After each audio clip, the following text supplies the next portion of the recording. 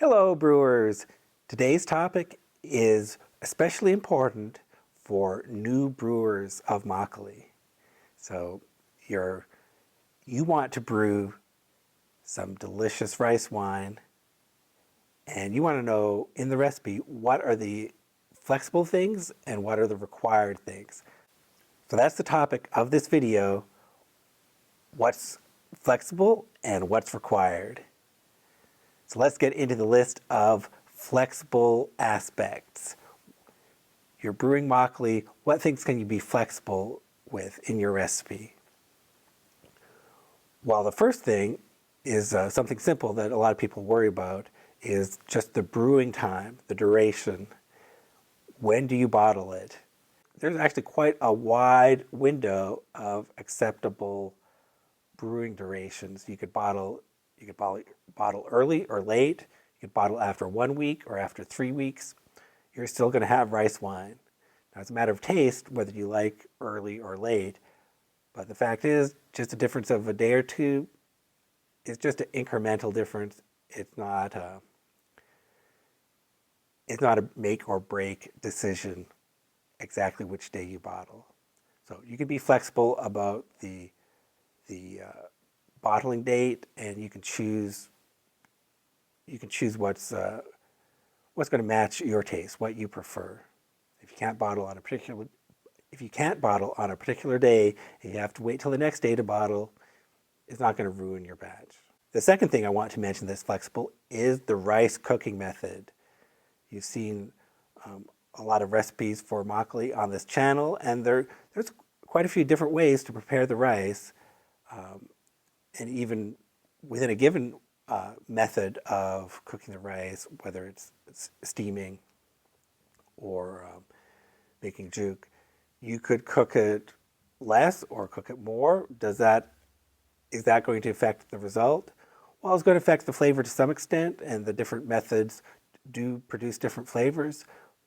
But the important thing is that you cook it. You can't do it with raw rice, but as long as you cook it, you're going to be producing some kind of makgeolli. So that's important. There's a wide range of cooking methods that you can use. I'm going to come back to what's really important about the cooking method later on in this video, so don't skip that. Another thing you can be flexible about is stirring. You do need to stir, but exactly how you stir, it's not going to make that big a difference. You should stir more during the beginning, and you don't need to stir so much at the end, but exactly how you do it, as long as you do stir, you're going to be okay. And two other things that are quite flexible are the kind of water that you use. Sure, it might affect the taste a little bit, but it doesn't really matter. And the kind of rice you use, even, you can experiment with all kinds of rice. If you use brown rice, you're going to have to do more processing to be able to get into the rice kernels. But you can experiment with all kinds of rice, and you'll be able to make rice wine from it. So those are all things that you can feel free to be flexible with, try things out, and have fun with it. Now I want to get into the serious part: what is required. There are some things that are absolutely required. You can't mess with these aspects of brewing.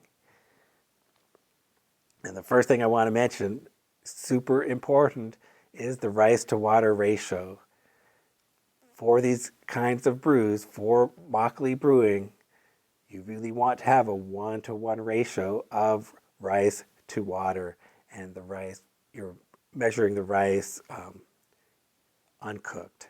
So 1 kilogram of rice to 1 liter of water. And with the different cooking methods, the thing you have to watch out for is to keep the rice to water ratio the same. Some cooking methods use a lot more water. The rice absorbs a lot more water. Then you're going to have to add less water to compensate for that in your recipe. So that's the required aspect. You can be flexible about the type of rice cooking method you use, but you'd better adjust for the rice water ratio. You better have a 1-to-1 rice water ratio in the end. Another absolute requirement is the quality of your naruk. Your naruk has to have good enzymes. It can't be old, expired naruk. You can't use it. You just have to, if you have old naruk, it's not going to produce a good brew. You're going to have to throw it out. You need good enzymes to be able to brew makgeolli. And so that's an absolute requirement. Another absolute requirement is you need yeast. And if you can get good yeast from the naruk that you use, great. If you don't get it from the naruk, you have to add it. You have to have yeast. Maybe some people can get yeast from the environment that's good for brewing, but for me,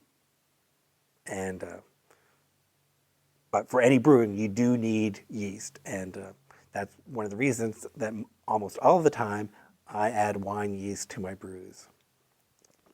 So that's just a definition of brewing. You have to have yeast. Another requirement is the loose lid. The brew needs oxygen, especially at the beginning. So you need a way to get fresh air into the brewing container, without contaminating it. So the loose lid accomplishes that goal. Oxygen is a requirement for brewing. The last thing I want to mention as a requirement is the temperature. You need to be in the right temperature range. Ideally 20 to 25 Celsius. Could be even cooler as long as you compensate with letting it brew longer, but definitely not too hot. So that's the quickest way to have a bad brew of makgeolli, is for the temperature to be too high. So these are the things that you need for good makgeolli brewing. You need a rice to water ratio around 1-to-1. You need good enzymes in your naruk. You need good yeast. You need to let oxygen in at the beginning of the brew especially. The temperature cannot be too hot. So those are the things you really need to pay attention to. Don't worry so much about the brewing duration or the kind of rice or the cooking method of the rice. Those are all things you can experiment with and have fun with. Purpose of this video is to focus your attention on what's really important when you are brewing makgeolli. I hope you found this information useful for your own brewing. I hope you have fun brewing. Let me know how your brews are turning out. Thank you for watching.